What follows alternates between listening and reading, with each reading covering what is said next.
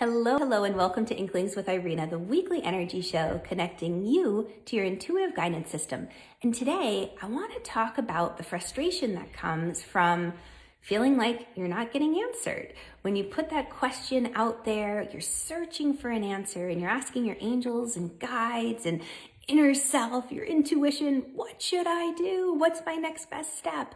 And you feel like crickets. If we haven't met yet, my name is Irena Miller. I'm an intuitive energy alchemist, and I've been guiding women for over 2 decades in how to speak the language of intuition, how to connect to their angels and their guides, and sacred practices to continue developing their intuitive gifts. And today, what I've noticed this week really, is that the question around getting frustrated when you're looking for the answers. Now, a lot of people, when they come to work with me one-on-one, they're usually looking for an answer, whether it has to do with moving. They're in the moment of transition, maybe moving from one home to another. There's that question, they're searching for the answer, like, is this the best thing to do for my family right now? Is this town the best place to go? Why did that house fall through? Sometimes there's questions around transitions in career. Is it time to jump ship and leave the corporate world and finally start my own business, my dream project?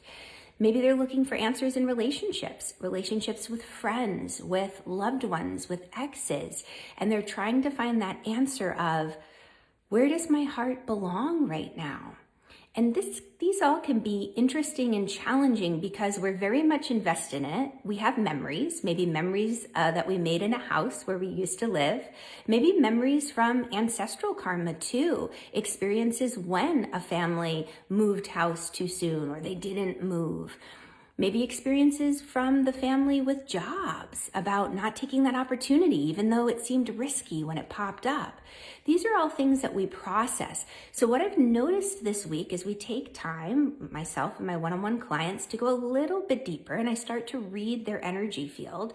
I've really noticed that the crown chakra and the sixth chakra have kind of shut down because so much has been pulled inward in that inner reflection that it's hard to hear the guidance from angels and guides. There's been journaling and contemplation and talking about it. And that gets us worked up into the point where it becomes difficult to hear outside guidance. Now, things that you can do that can really help with this. The first thing is to move your body. The yogis knew that movement was imperative for being able to sit in meditation.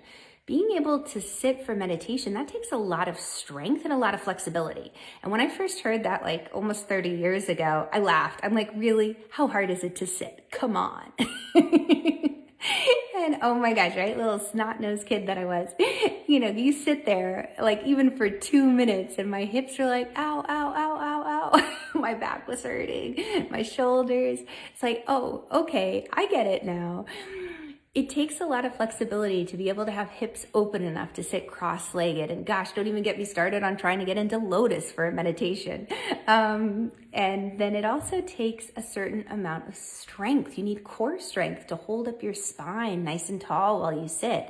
So seated meditations can be challenging, even if you're seated in a chair. So the movement helps cultivate. It's a discipline that cultivates strength, flexibility, and focus. And that is a key piece to hearing guidance. When we are asking for the guidance, one of the first things that can trip us up is starting to spin round and round in our head, looking for that answer. And we keep looking in every single direction, but we're also in that space where it feels like, you know, when like a car gets stuck in the mud and the wheels keep spinning and the mud is going everywhere? That's what can happen when we're working so hard and we're really pushing for that answer. Like, where's that guidance? Come on, come through. I can't hear it. I don't know it. And we keep going from spot to spot looking for it. Here's another interesting thing about that. I don't know if you've heard the story of looking for water, and you'll have to let me know in the comments if you've heard this one. But it's all about someone who decided they wanted to dig a well in their backyard. And they thought, okay, I'm going to go over to this spot because a neighbor of mine said it'd be a pretty good chance I'd find water over here. So the person digs down about 2 feet or so, and they don't find water. I'm like, oh man, I thought for sure I'd find the water there. So then they go to the next little spot, like, a couple feet over, and they dig down again 2 feet, no water. And they go to the next spot in the yard and they dig 2 feet, and they go to the next spot and 2 feet, no water. Next thing you know, their whole backyard is filled with holes and there's no water. And so sad and frustrated and feeling quite dejected, this person goes to their neighbor and says, I can't find the water in the backyard. I thought you knew that there was water back there. The neighbor said, yeah, of course there is, back in that corner where I showed you. And the person said, no, I dug there. There was nothing. And the neighbor said, okay, well, how far did you dig down? And the guy said, 2 feet. And the neighbor said, it's 2.5 feet down.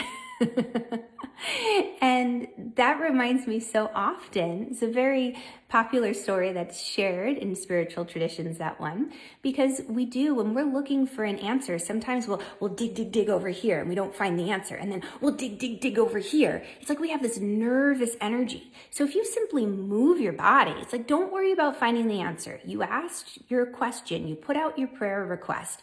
Now move your body and get out of your own way.